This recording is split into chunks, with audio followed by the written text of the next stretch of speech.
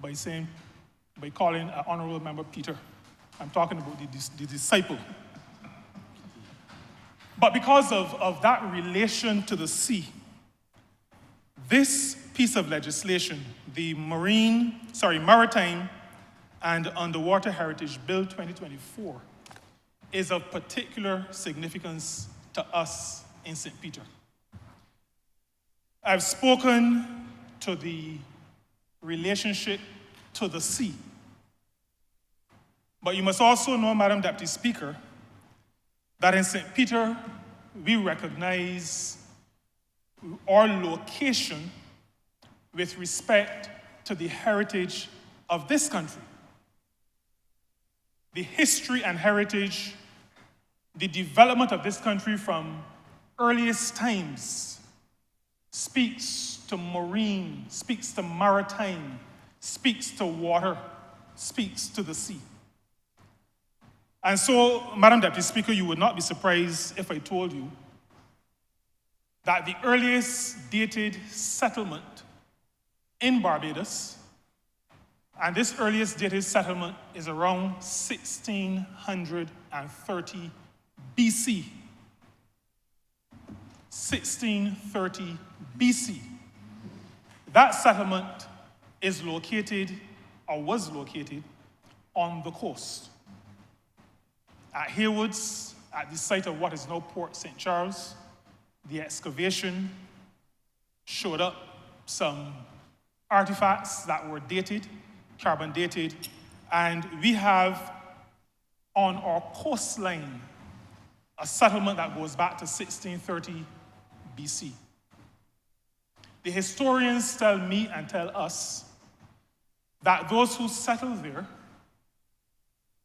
got there by sailing there, leaving the northern coast of South America, the Venezuelan area of the Orinoco Valley and River, and sailed to Barbados. The earliest settlement uncovered thus far, Haywoods in St. Peter.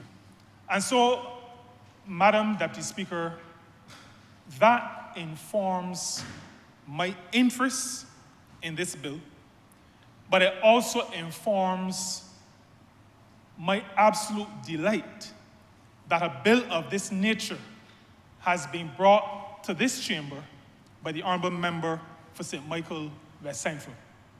It also informs why this Honourable Member, representing St. Peter, would be in full support of a bill such as this.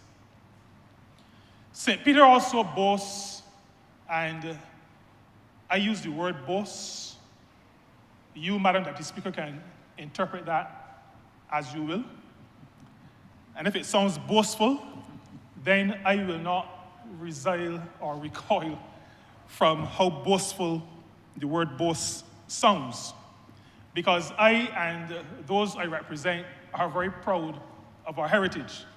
We have in St. Peter, at Six Mains, what we consider to be the only authentic fishing village. There are places around Barbados where people fish, but an authentic fishing village, if you wanted one, you would need to head to St. Peter, to Six Mains. Now, this bill speaks to an aspect of heritage that includes an interaction with the people in these spaces. And I say to you, Madam Deputy Speaker, that the people of Six Mains are absolutely proud of their maritime heritage, their fishing culture, and they want to preserve it. And I see in this bill, and I say publicly, because I say it on the floor of this honorable chamber, that we in St. Peter, and those of us who identify ourselves and connect ourselves to Six Mains, expect that this bill, as it is put into operation, will help us to protect the heritage of this fantastic fishing village. Now, Madam Deputy Speaker, you may think that Six Mains is only the concern of the residents of Six Mains, or maybe the residents of St. Peter, or maybe the residents of the North, because the Honourable Member for St. Lucie will tell you that St. Mains is a watering hole for people right across St. Lucie, particularly the western part of St. Lucie, as well as St. Peter. But if you've ever had the opportunity to host a town hall meeting in St. Mains, and I've done a number of those dealing with different issues, if you have ever had the opportunity to be engaged in a town hall meeting in St. Mains, you will see in the audience people who do not look as though they belong to St. Mains. That is to say, their ethnic origin is not what you expect in St. Mains. But when you hear those people speak,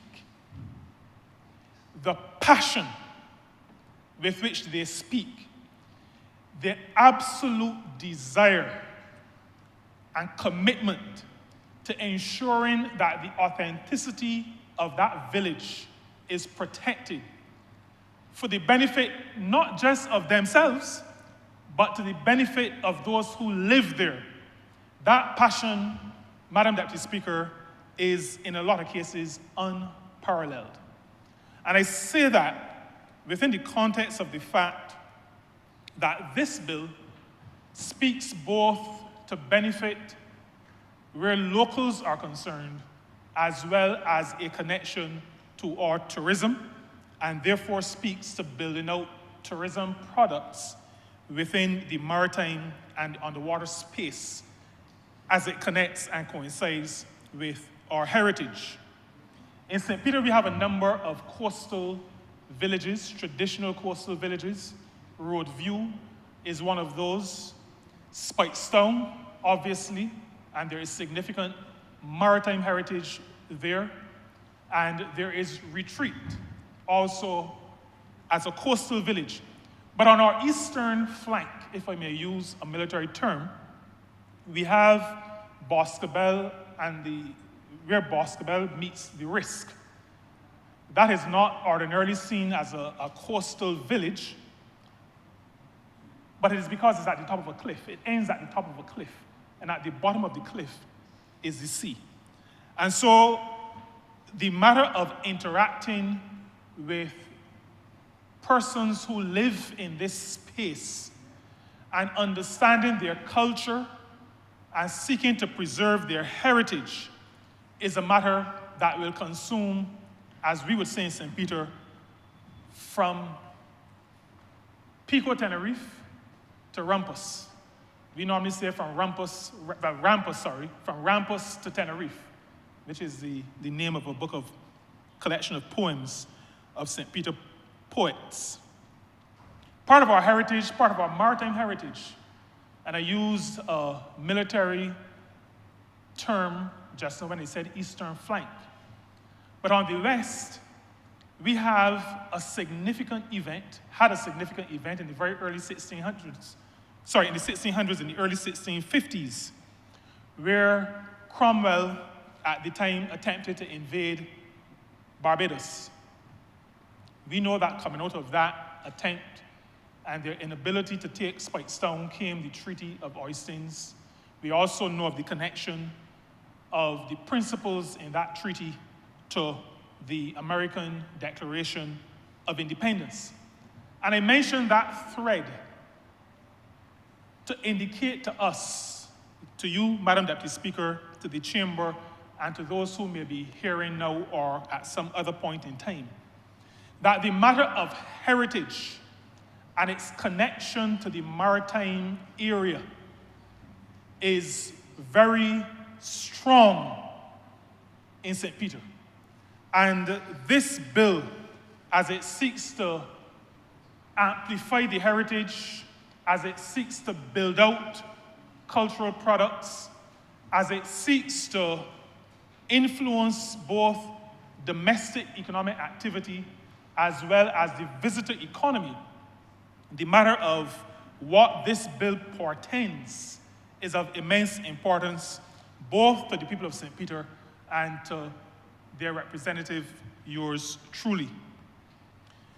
We have, in addition to the battle that I spoke to, one of the reasons why there could be no landing, is because of the plethora of forts on our coast.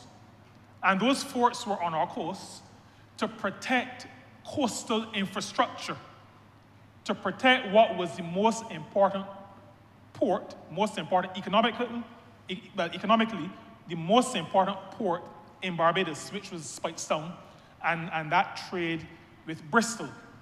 And so we had forts, we had Fort Rupert. I'm not referring to the father of the Honourable Member for St. Lucie, but we had Fort Rupert, we had Six Mains Fort, we had Haywood's Fort, we had Fort Orange, we had Coconut Fort, we had Fort Denmark, and overlooking Speightstown, we have Dover. And Madam Deputy Speaker, those forts constructed to protect maritime assets, constructed to protect trade, economic activity in this country, all part of that maritime space, all now at this time representing significant maritime heritage. And this bill, Madam Deputy Speaker, is a bill that is crafted to allow us to recognize the value. This Barbados Labour Party government does not come to Parliament as often as we do to bring frivolous bills, to say that we have met. This government brings to this honourable chamber substantive pieces of policy crafted in a legislative court. And this bill, the Maritime and Underwater Heritage Bill 2024, is but one of those. It is significant because of what will come out of it. It is significant because of the preservation of our culture, the preservation of our way of life. It is significant because it will allow us to be able to share that culture, that marine culture, that maritime culture, with those who will visit our shores. What for us is also very significant is that it will allow our people to benefit economically. The word we use in modern parlance is monetize. This bill will help us. This is not the panacea where that is concerned, but this bill will go a long way in allowing the residents of St. Peter, those who are in the coastal areas that I mentioned earlier, but those across the north, including St. Lucie, it will allow the residents of the north to take advantage of what is now their patrimony, their marine, their maritime, their underwater heritage.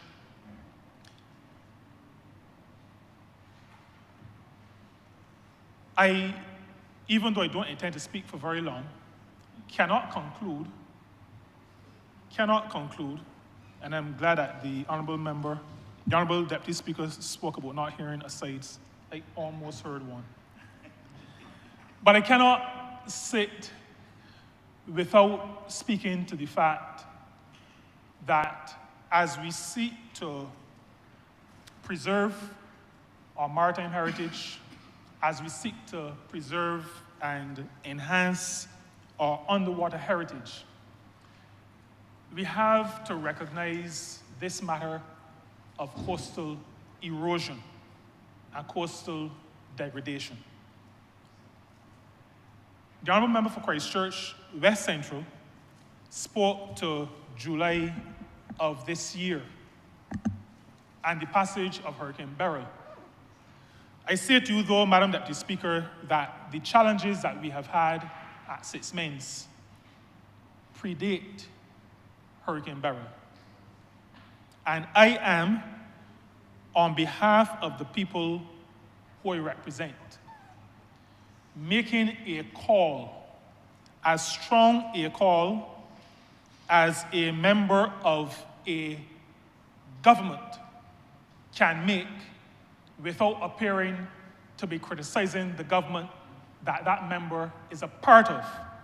I am making a strong call, Madam Deputy Speaker, for work to be done to arrest the degradation of the coastal areas in and around Six Mains in St. Peter.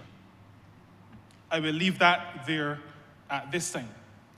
Erosion has the potential to destroy the very heritage that this bill has been brought here to protect. And so I do not want a reality to conflict with what this very important piece of legislation seeks to do. The matter of erosion must be addressed. I'm happy that the Honourable Prime Minister, Member of Parliament for St. Michael Northeast, has been very supportive. As a matter of fact, the president of the last COP in Azerbaijan, when that president was in Barbados, paying a visit to Barbados, the Prime Minister and the Honourable Member for Christchurch West Central was there as well.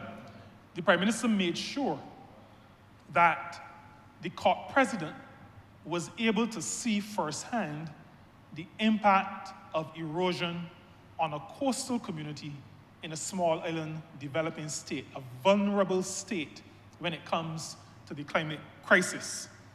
And he was not the first person who we have brought, so that we are using what is happening at Six Mains as part of our advocacy.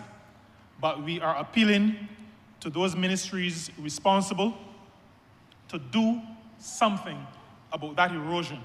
In Six Mains on the beach side of the main road, there were once houses, and those houses had backyards. And behind the paling was sand and beach. On July 1st, if that's what the date was that barrel pass, at 6 o'clock in the evening, waves were breaking across the street in Six Mains. And waves had been breaking since about 9:30 in the morning. Six Mains Bay needs protection. I also want to place on the record in this honorable chamber that Six Mains, as an authentic fishing village, needs to have those infrastructural requirements that would support a fishing village. And so I am calling for the provision of diesel at Six Mains. I am calling for the provision of ice at Six Mains to service the vessels that offload their catch at Six Mains. I will also speak to another important matter with relation to, that relates to our maritime space and our heritage. There are now on the West Coast, and those who are aware of Barbados's geography dating back some time would be aware that the west coast of Barbados used to be considered swampland. The history books tell us mosquito infestation was what the west coast was known for. We have at Sand Street, Madam Deputy Speaker, a small wetland. It is one of the few remaining wetlands in Barbados.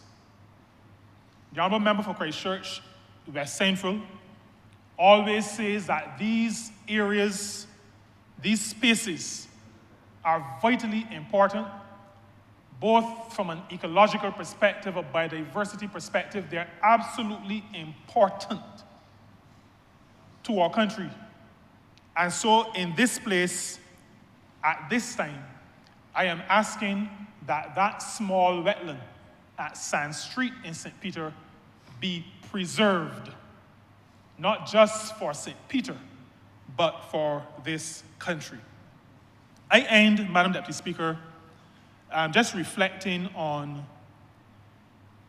the engagement that must continue to happen. Like I said before, this bill speaks to addressing not just built heritage or underwater heritage, but relating to people. The Coastal Zone Management Unit, just about 2 weeks ago, had what I think they refer to as a listening session. And in St. Peter, our session took place at Fisherman's Pub. I'm happy for the engagement that I was able to witness, but not just witness, to participate in. The reason why I mention it is because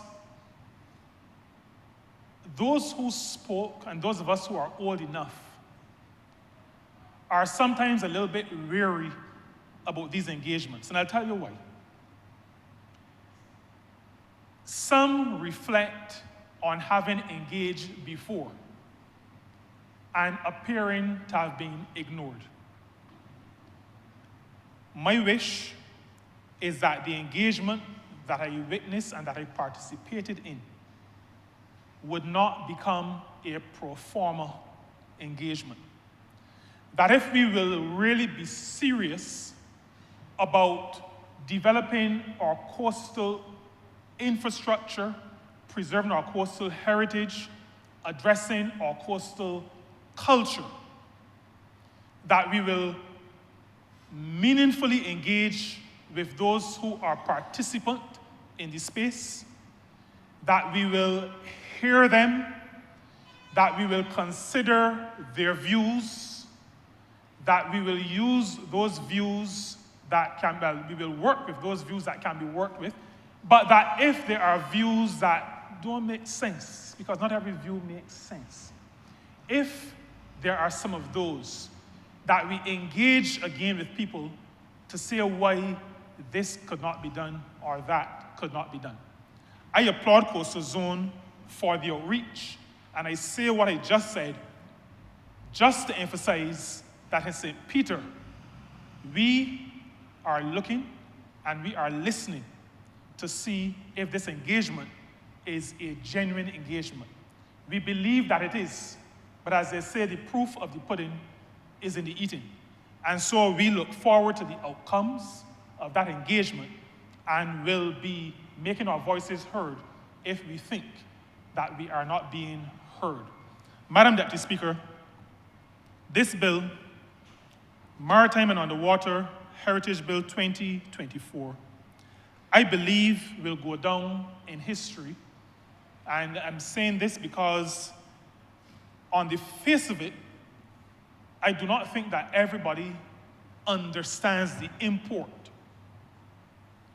But I make bold to say that this Maritime and Underwater Heritage Bill 2024 will be seen by future generations as groundbreaking, as forward-thinking, and as having been a critical driver in the preservation of the way of life of the country we know as Barbados. And so with that, Madam Deputy Speaker, I give my wholehearted support to this bill.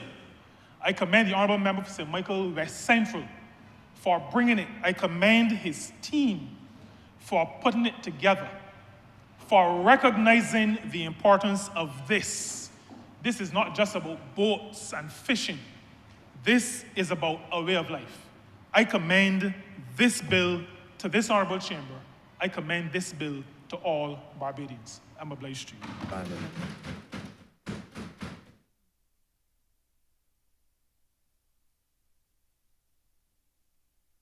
Honourable Minister.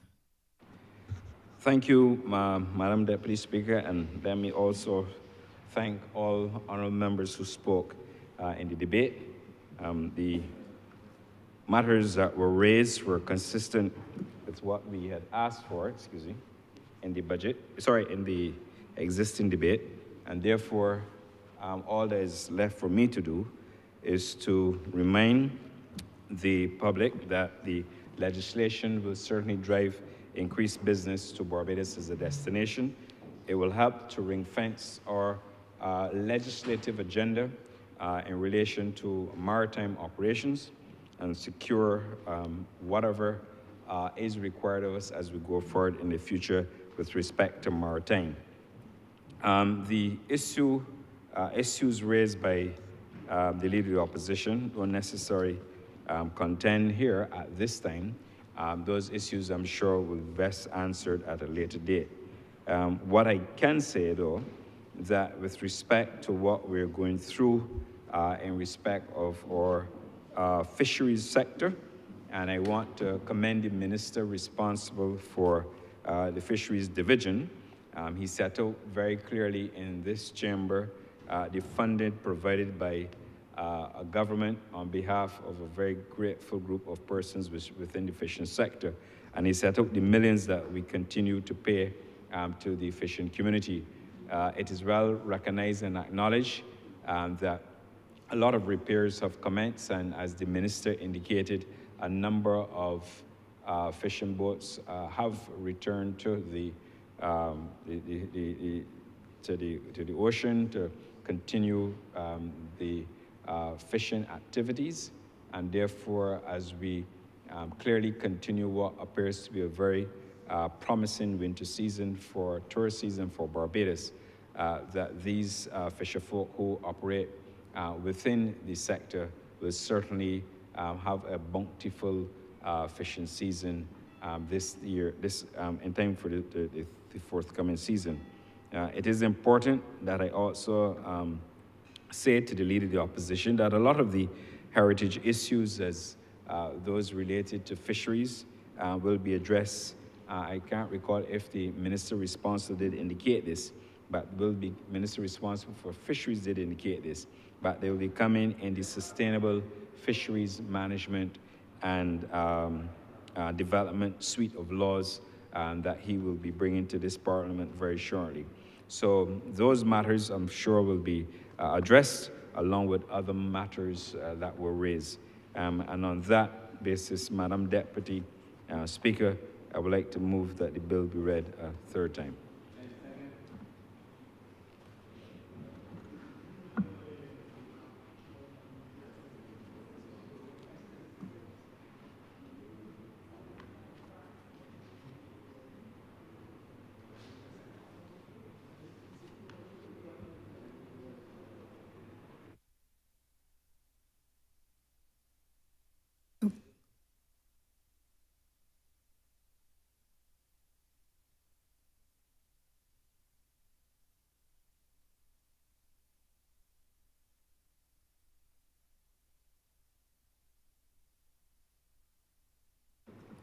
Madam Deputy. The question is that this bill be read third time. The question is, honourable members, that this bill be read a second time. All those members in favour, please say aye. Those against, please say no. We think the House have it.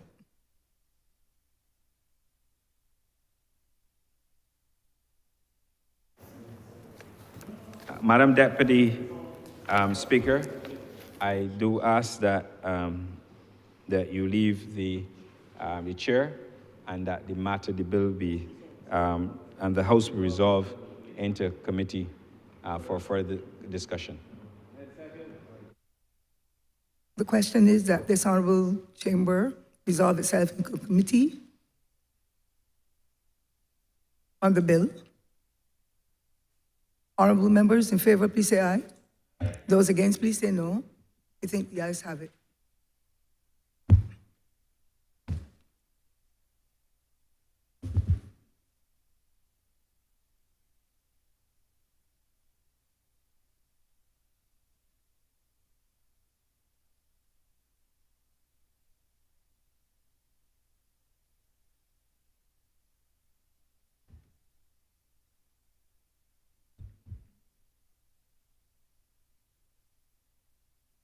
This Honourable House is now in committee. Mr. Chairman, permission to call the bill in part and clauses? Permission granted. Part 1, clauses 1 through 6.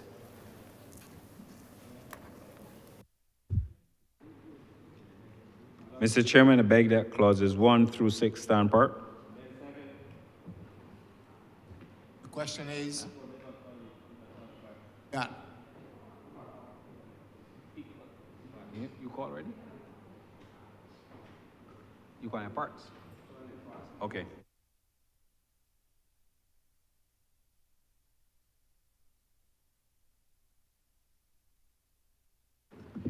Mr. Chairman, I beg that part 1, clauses 1 to 6 stand part.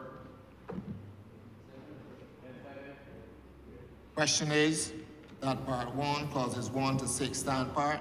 All honorable members in favor, say aye. Honorable members against, say no. Methinks the ayes have it. Part 2, clauses 7 to 20. Mr. Chairman, I beg that part 2, clauses 7 to 20 stand part. The question is that part 2, clauses 7 to 20 stand part. All honorable members in favor, say aye. Honorable members against, say no. Methinks the ayes have it. Part 3, clauses 21 to 29.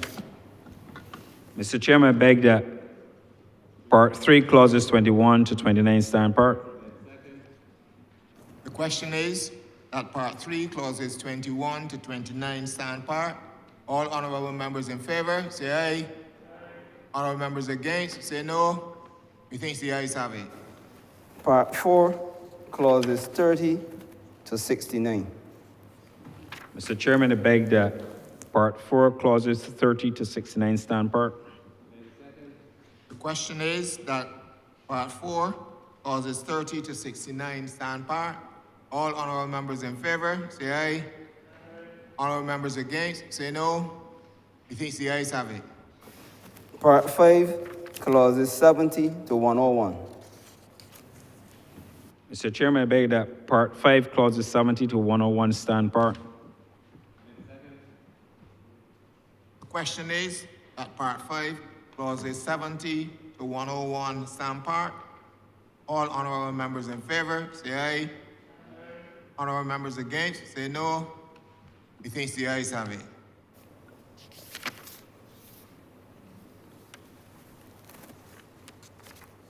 Part 6, clauses 102 to 229.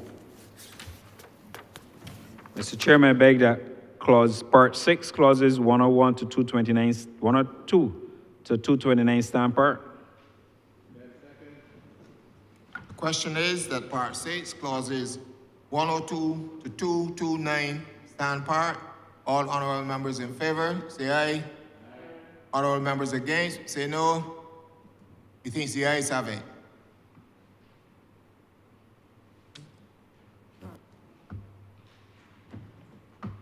Part 7, clauses 230 to 243. Mr. Chairman, I beg that part 7, clauses 232 to 243 stand part. The question is that part 7, clauses 230 to 243 stand part. All honorable members in favor, say aye. Honorable members against, say no.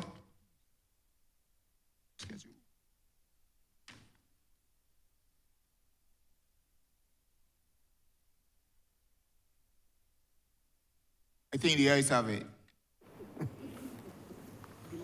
First schedule.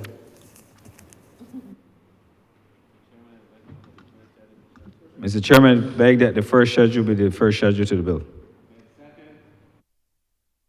The question is that the first schedule will be the first schedule to the bill. All honorable members in favor, say aye. Honorable members against, say no. Methinks the ayes have it. Second schedule.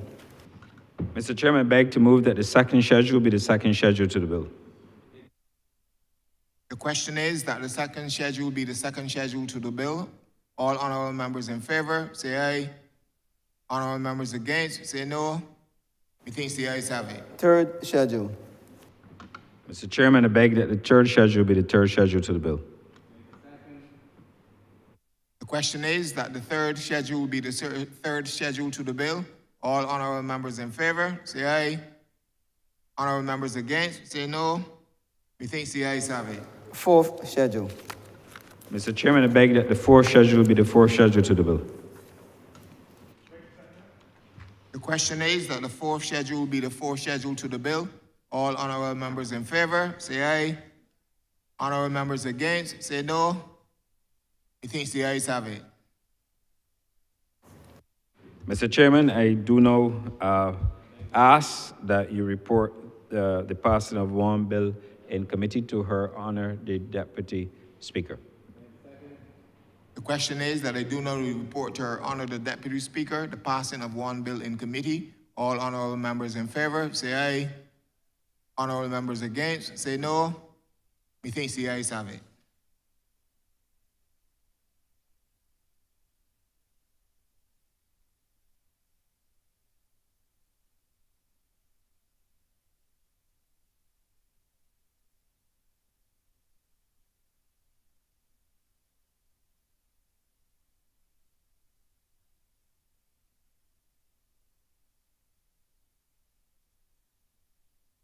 Honourable members, the chairman has reported to me the passing of one bill in committee. All honourable members in favour, please say aye. Those against, please say no. Methinks the ayes have it.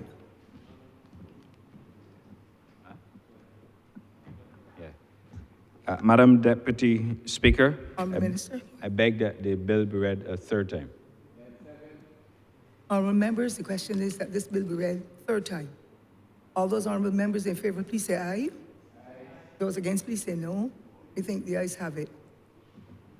Madam Deputy Speaker, I beg to move that the bill be passed and be cited as the Maritime and Underwater Heritage Act 2024.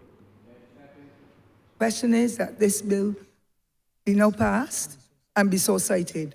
All honourable members in favour, please say aye. Those against, please say no. Methinks the ayes have it. This bill has now been passed.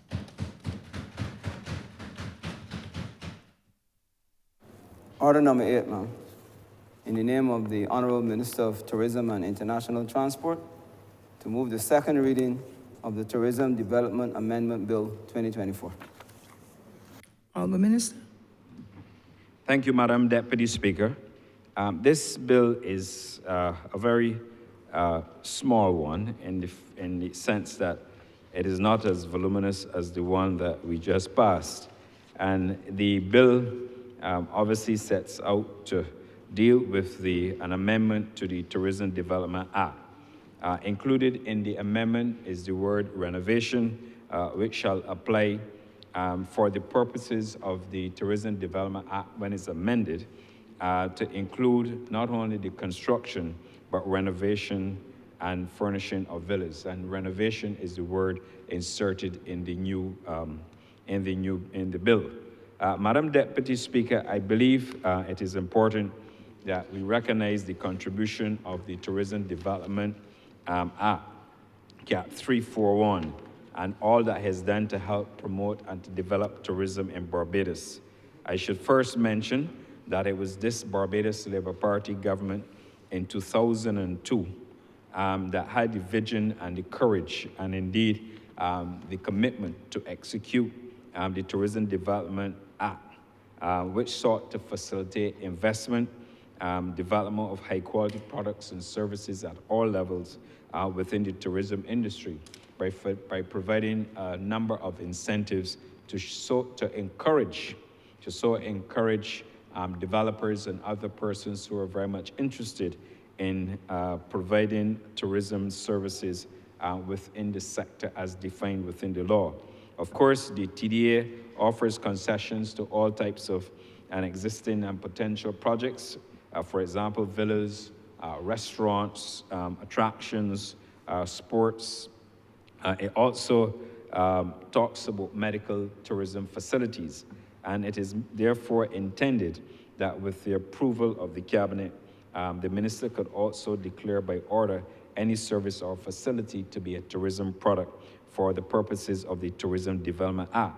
Now, Madam Deputy Speaker, this act as I indicated not so long ago, has supported in large measure the growth of the domestic tourism product, and of course the improvement in the domestic tourism product and quality thereof. And therefore, when permission is granted for approved tourism projects, it says to the tourists coming to Barbados and those who are here utilizing the services that they have quality services, and long may that continue to be. In terms of the administration of the Act, we all know that the Act is administered in 3 phases, what we refer to as the interim approval of tourism project, which caters to existing projects or projects that involve physical development. At this stage, it relies strictly on building materials, focusing on building materials that can be assessed, of course, free of duty on approval of the application. The second phase obviously focuses on the approval of a tourism project. Obviously, when the project is approved, a certificate is issued and that certificate, when issued, is granted on verification of the completed construction activity and or expansion of the renovation that had been completed. The third focus has to do with the license to operate a tourism product. This certainly centers on and caters to the provision of operational items that are required to maintain and certainly manage the day-to-day operations of the tourism product offering. Of course, just to give you a brief history, since 2019, there has been an investment of over $575 million. That, in a large measure, speaks not only to the confidence of the investment, but it also speaks to the quality of investments that we're attracting in Barbados. I'm sure that other honorable members will speak more directly to this matter, but the truth be told that the Tourism Development Act has been a catalyst for not only the development of tourism initiatives and projects in Barbados, but it certainly contributed in no small measure to significant investment and the employment of staff within the tourism sector. And that is further bolstered, Madam Deputy Speaker, by the fact that the initiatives that we are undertaking in respect of building out tourism in Barbados. As I indicated, there are several tourism projects that are coming on stream, and I have no doubt that the Minister responsible for infrastructure would wish to detail some of those projects. But beyond that, what is also happening in Barbados is that we are seeing what can best be described as an opportunity for robust tourism growth in the country. And why do I say robust tourism growth, Madam Deputy Speaker? Because when you look at what is happening in Barbados, we are seeing, for example, the number of increased flights coming into Barbados with additional capacity. We are also seeing that the season that used to start on December the 15th, in truth, in fact, is now starting last year, it started in November. And what we are seeing this year, we're seeing it start as early as October. And that is part of the thrust within the tourism sector, where we are building out additional capacity. But what we are also doing is that we are trying to reduce the seasonality associated with the tourism sector. It is by no means easy work. It is very difficult. It means that on occasions, you have to sit down in negotiations with a number of airline carriers and other persons to ensure, especially in a very complex and robust aviation sector, that we can drive additional airlift to Barbados. And truth be told, the strategy that I have adopted since joining this the ministry some 2 years ago is one of trying to get growth. And then the question begs, we must ask the question, how is it that we will get growth into a destination like Barbados? And the catalyst for growth has to be airlift. And I'm pleased with the progress that we are making as a team within the ministry and within the BTMI as to the number of carriers coming into Barbados. I'm happy to announce, Madam Deputy Speaker, and we would have seen it all over the news in Barbados and social media, that American Airlines that we lost under another administration coming out of New York's John F. Kennedy Airport commenced operations on November the 5th of this year and is slated to run through the winter season.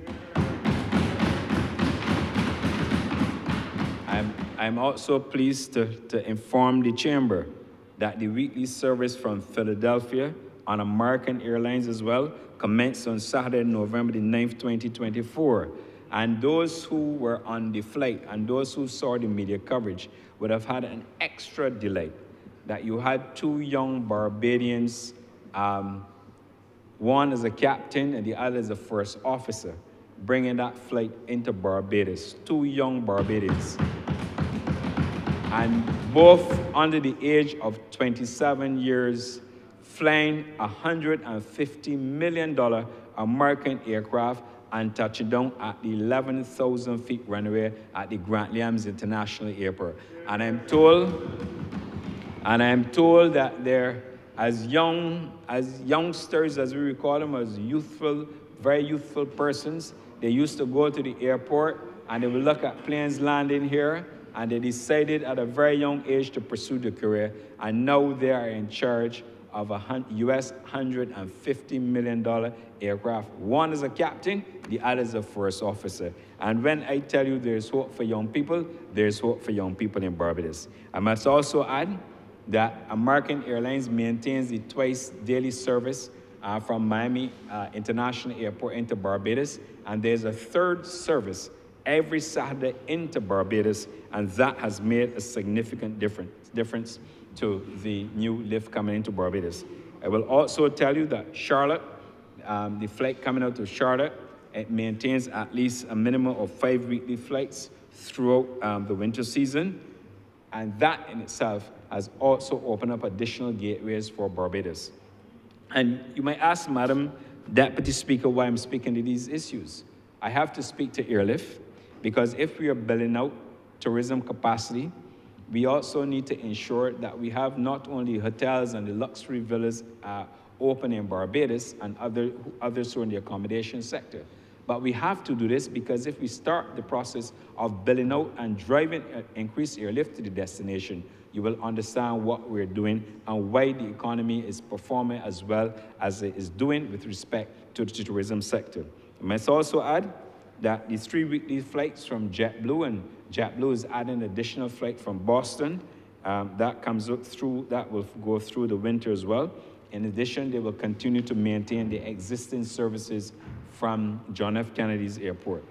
But Madam Deputy Speaker, the one that perhaps brings the greatest joy to the hearts of all Barbadians, and Barbadians, you know, will ask you for flights to go all over the globe, and rightfully so. But I am pleased to announce that Delta, that started under this Barbados Labour Party, collapsed under the last administration, that Delta flying commenced service from Atlanta on Saturday, November the 23rd, and they initially had planned to continue daily services into May of next year. They have come back to us and they've indicated that they will extend the service through to summer 2025 because of the strong booking performance that they're encountering. And therefore, Madam Deputy Speaker, you may ask, what is the sum total of the airlift coming into Barbados? Delta from Atlanta on daily services into Barbados will bring a capacity of 29,920 new seats into Barbados.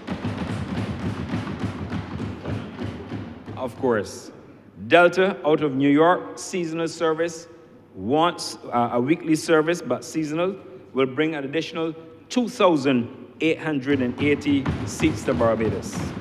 So alone, coming out of Delta, from Atlanta, and from New York, we will have a seat capacity of 33,800 new seats into destination Barbados.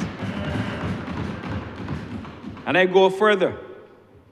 As I indicated, American Airlines would have resumed the direct but daily, non-stop daily services from John F. Kennedy Airport to Barbados. And I must tell you, even on the seasonal approach, on the seasonal basis, that the American Airlines flight from John F. Kennedy to Barbados will bring an additional 30,272,000 seats to Barbados. American Airlines, the Philadelphia weekly service will bring an additional 4,300 seats. Again, a seasonal service for a combined total seats coming out of New York, John F. Kennedy Airport, and Philadelphia, which is a major hub. They will bring 34,572 seats into Barbados.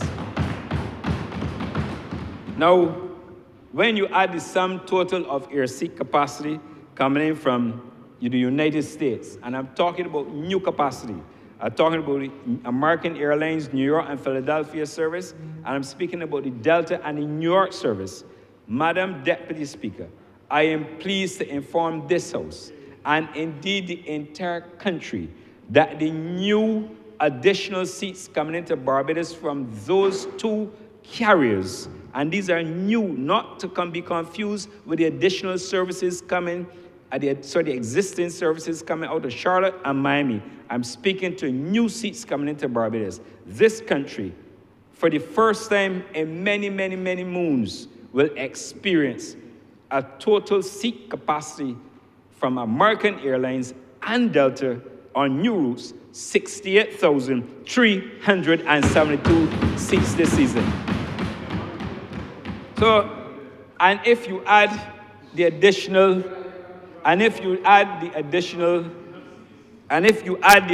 seats coming out of Logan's Boston Airport, and the leader of the opposition will be familiar with Boston's Logan Airport.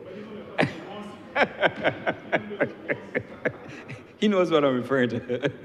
And when you look at the Boston seat, right, you look at the third Boston service, that is expected to bring additional 4,669 seats. Now, when I reported the country, I believe when we made the announcement that earlier this year, I believe it was about, I think it was February or March, when I made the announcement that we secured American Airlines from John F. Kennedy Airport. I didn't tell the country at the time that I was working diligently behind the scenes to drive additional airlift to Barbados, so that at the time I made the forecast that we probably had an additional 30,000, and then we moved to 50,000, and now we have, along with two air carriers, 68,372 seats, and when you add Boston, we have an additional 4,616. So that if you were at the airport on November the 28th, you will have seen the number of wide-body jets at Williams International Airport. And if you are so privileged to be there on December the 21st, you will see the wonderful work that this administration continues to do in respect of generating airlift. In fact, when you come through Grant Williams International Airport, as many of you do, you will see the hustle and bustle that exists there. In fact, there are some people who might tell you that the airport now looks too small. And indeed, thank you for that. And certainly, when you arrive at Grant Williams International Airport, and they have 23 gates, so that when you land there and you look across the tarmac, you can see that this is a minister of tourism, hard at work with the team within the ministry, because you have to give the team credit, and also the officers or the BTMI officers and the directors who work abroad, who have assisted me in getting to where we have gotten to.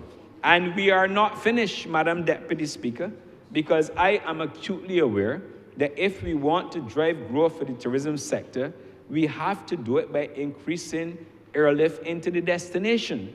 And why I have to compliment all those who continue to work with me in the ministry and through the agencies is because at a time when airlines are faced with no shortage of equipment, because there are major issues. There's a challenge with Boeing manufacturing the aircraft to get them to the operators, to the airlines on time. They're faced with numerous challenges. But when the airlines have the confidence to recognize that there's strong demand for Barbados, and they're not only talking, but they're walking the talk by introducing additional airlift into Barbados, I must tell you that this country if it remains on track in terms of its strategy for growth in the tourism sector. And if we continue with what, when I became minister, I introduced was straight airlift strategy. And that was airlift strategy phase 1, because we have other aspects of the aviation strategy and the airlift strategy that we have to implement in order to drive other destinations.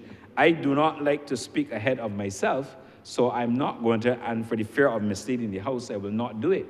But there will come another occasion very shortly when I'll be in a position to report to this honorable chamber on the successes that we have made as a government, as an administration, and certainly me as minister along with my team, in how we are continuing to make a difference in the lives of Barbadians by driving additional traffic to Barbados. So we have done an extraordinary good job in trying to get additional airlift to Barbados. We are very pleased with the response from our partners in the accommodation sector. We are pleased with the response from our partners in the transport sector, in the restaurant sector, indeed all the workers who contribute to the growth of tourism in Barbados. And I stand before you to tell you that when we start a movement with respect to growth, it is up to us now to continue to maintain the quality of services, and that's why the Tourism Development Act is so important. And that is why, on occasion, you have to come back and amend it, because we have to look to the new realities and see what is possible, and also look to the future, and look to see why is it that we want to make this additional step. I also want to, least there's confusion out there, that the numbers that we're seeing, the arrival numbers, those numbers exclude air-to-sea transfers. So I don't want anybody in here or outside of this building to confuse. When we're reporting, we're not reporting numbers of air-to-sea transfers. I must tell you that we've seen significant increases in the air-to-sea transfers. Again, on the side is, if you look to the eastern section of the Grant Williams International Airport runway, you will see that you often have a number of charters coming into Barbados. You see TUI, you see Norse, you see occasionally a Virgin flight coming in. And those are transferring our passengers from Grant Williams International Airport through the Concorde experience to the Bridgetown Port. And while speaking about the Concorde experience, I must also tell you that because of the volumes passing through the Grant Williams International Airport, we have put the Concorde experience into operation, and they are processing the passengers from the air to sea through that facility. We have obviously set up the requisite food and beverage outlets. We have the security scanners. The place is cooling, and there are other issues that we are dealing with there. But we are building out that capacity. It's part of the phase 1 development. Next year, we'll have phase 2 as we seek to increase that experience and bring what we have to offer as a destination to the Grant Williams International Airport. Now, there's some issues in respect of the Grant Williams International Airport. I will speak not at length to them today. Of course, we've had some issues in respect of the air conditioning in the building. A new chiller was installed, tested, to cool the facilities, both the arrivals hall and also on the departure side. We are working on it. I have been assured by the authorities at the airport that should be completed very shortly. It's installed, they're doing the testing and all the relevant checks. And of course, they have had some delays due to the challenges associated with the supply chain in terms of getting equipment. Of course, I'm putting tremendous pressure on them to ensure that we get the airport facility, especially air conditioning system, up to the required standard, because we must recognize that it was a challenge. We've had some complaints, not a lot of complaints, but we've had some complaints. But the reality is, if, as minister, when I get the complaints, it is my duty to address them, because I'm not addressing it in a partisan way, and I'm addressing the complaints and the issues not only for Barbadians, but for the visitors who come to our shores and who must go through that airport and experience the feel and the luxury of accommodation. I've served notice to the airport. They know how I feel. They know what they have to do. There shall be no excuses. Madam Deputy Speaker, the other issue that we've worked on, we had some major challenges earlier in the year, last year that is, the latter part of last year, relating to the baggage system. We've implemented new systems, including penalties for the ground handlers if they don't get the baggage off within a defined period of time. I'm pleased to report to this honorable chamber that those initiatives have paid significant dividends. We now have baggage coming through the airport, except there is a malfunction of a belt in short time, and I think all Barbadians and visitors applaud the transformation the transformation being undertaken in respect of the baggage handling there. And I thought I would give the House a very quick, I don't want to go on too long, but I felt it necessary as we're talking about the Tourism Development Act and the amendment to the Tourism Development Act to at least give the House an opportunity to understand what we're doing as a country so that we are focusing. I may also tell you, and I believe in planning, I have also taken the additional steps that periodically, at least twice a month, we will have what we refer to as pre-season meetings. We ensure we have meetings with the port, both ports, the airport and the seaport. We have it with all the critical players involved with both institutions, including the Barbados Tourism Marketing Inc. and others. And the reason why we have those meetings is essentially to ensure that we are ready and that we maintain a standard of service and that the luxury that people pay to come to Barbados to enjoy that at all times. And we include the Barbados Hotel and Tourism Associations, and they are present at those meetings. So I'm saying all that to say that we are working step by step, but hand in hand with all of our tourism partners to ensure that we maximize the benefit.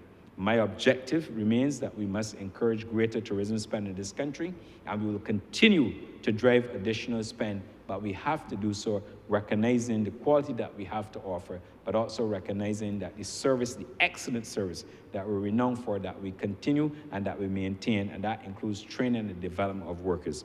So I want to, as we enter the throes of the winter season, to say thanks to all the hardworking men and women who work within the tourism sector for all that they do to contribute to all that we are gaining. I want to thank the officers for the BTMI, the external offices who have worked with me and have had to travel with me to make sure that we can negotiate and secure additional airlift into Barbados. And we will continue to make those trips because it is necessary for us to build up tourism. I don't believe there can be any genuine criticism of how we're doing. Post-COVID, it was a difficult period. I inherited the ministry post-COVID. I'll never forget October of 2022. And I went to work, and I've worked very diligently on behalf of this country with all the officers within ministry and the supporting team within BTM and the others. And I must tell you, even though that I am swift and to the point, they have all responded with alacrity, and they're moving ahead to ensure that we drive and maximize earnings from the tourism sector. So, Madam Deputy Speaker, I didn't plan to speak as long as I had planned to, but I felt it necessary to give the House an update in respect of the tactics that we're employing to get additional airlift, give members an insight into the strategy that we're executing to drive additional business to Barbados. And I'm sure that an opportunity will be afforded to me on a later date for me to delve into the airlift strategy, the second phase of the airline strategy that we have to present, and the tourism and related developments. I will also, at a later date, speak to the whole issue of attractions. We are increasing the number of attractions that we have on island. We have great attractions, but because we have a lot of repeat visitors coming to Barbados, we have to look to new attractions and investment in order to drive. It is therefore no secret that the governor of the central bank would have come out at his last update, I believe it was the third quarter update, when he made the point that Barbados has enjoyed historic record earnings from the tourism sector. And we intend to build on our success, and we will continue to do what is in the best interest of Barbados as we build out this sector. It is a sector that employs thousands of workers directly and thousands indirectly. And it's also a sector that we rely on for not all of our foreign exchange, but we rely significant amounts of foreign exchange in order for us to purchase our goods from abroad. Madam Deputy Speaker, and with that, therefore, I will ask that this bill be read a second time. Thank you, Honourable Minister. Honourable Leader of the Opposition. I'm obliged to you, Madam Deputy Speaker. If the applause for the Honourable Member for St. Michael West Central is noticeably louder this afternoon, maybe the government celebrates concessions given to wealthy owners of villas more than it does the pleas of fisherfolk in this country. But I'm not supposed to associate the two pieces of legislation brought by the Honourable Member, and I am grateful to you for allowing that observation, that there's greater celebration this afternoon than there was this morning. So I'm grateful to you, Madam Deputy Speaker. But having heard the Honourable Member for St. Michael West Central, my commendations vary none. I always admire the way in which he comes here and does what he's supposed to do, as I said this morning, with sobriety and with a clinical attention. He doesn't pause for political engagement. He just says what he is supposed to say, and he moves on. And I do admire his style, although it is not mine. I admire it. I see it from afar off and I admire it. But I'm sure he would have told this Parliament and his public that this very short amendment that comes here today in his hands is about allowing concessions to an industry. This morning, and you will permit this, since it is one Parliament and one day's business, this morning I took this Parliament among the unglamorous, among the despised, the dispossessed, the disrespected, the fisherfolk. But this afternoon, to loud applause, we applaud concessions given to those persons who already have lots. In many cases, already millionaires. And in this day and age, it is nothing to be a millionaire, since it is quite possible that there are some among us, billionaires even. Not me at all. Not me at all. Billionaires even. So that, stripped of its niceties and its glamour, the public will be told by me, certainly, that this amendment this afternoon intends and it will benefit those who have much, otherwise called the haves. As I said, contrasting with this morning's business, those who have not and still are awaiting to receive. But this afternoon, we are met with thunderous applause when those who have will receive more concessions for persons who own villas. Now, we associate that language of villa with very luxurious, opulent properties even. Some of those properties are valued in multi-millions of dollars. Seafront, posh, well located, well appointed, well established, valuing at in excess of $30 million. And when they're being sold, so far are those properties beyond those of ordinary Barbadians that the prices are advertised in US dollars. And sometimes you feel that that is a way of taking it beyond the reach of the average Barbadian. They do not even bother to quantify their value in Barbados dollars. They take it beyond us. They demonstrate that it is taken beyond us.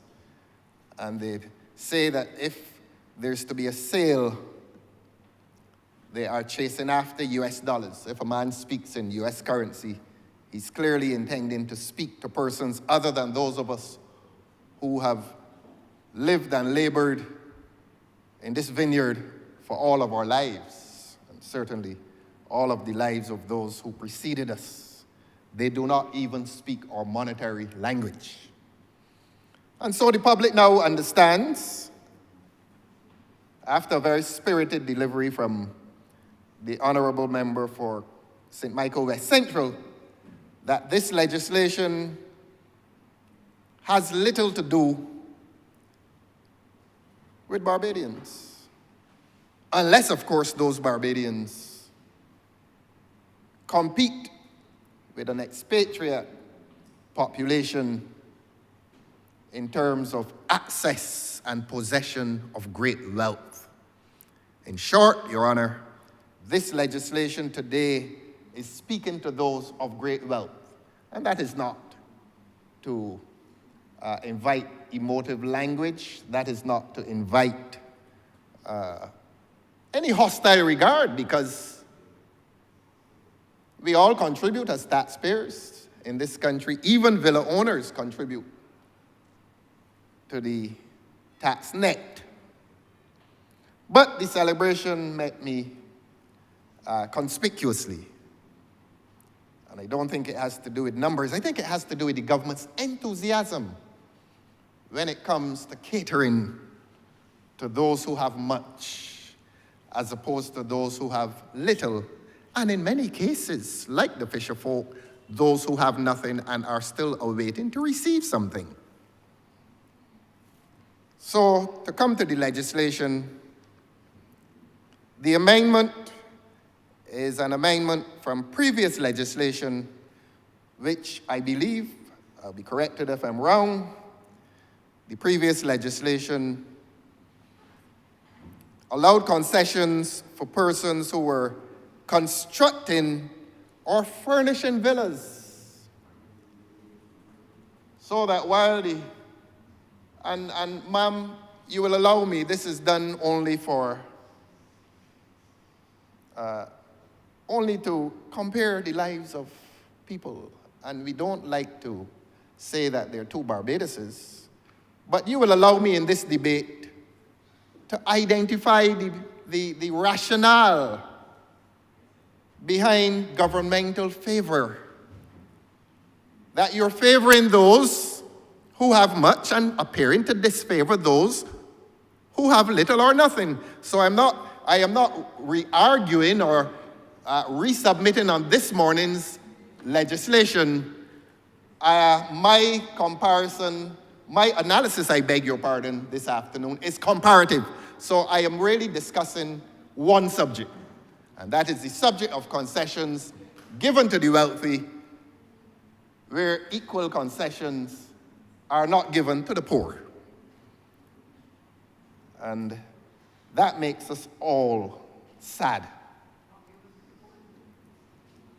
Concessions not given to the poor. If you promise a man, a vendor, $1,500 for 3 months, yes, I'm making you clear. If you promise a vendor $1,500 over 3 months and come back, and you come back and tell him, look, I am not giving you $1,500 over 3 months, I'm giving you one payment. And then the same afternoon of the same day, you come and tell a billionaire that you are giving him concessions to construct and to furnish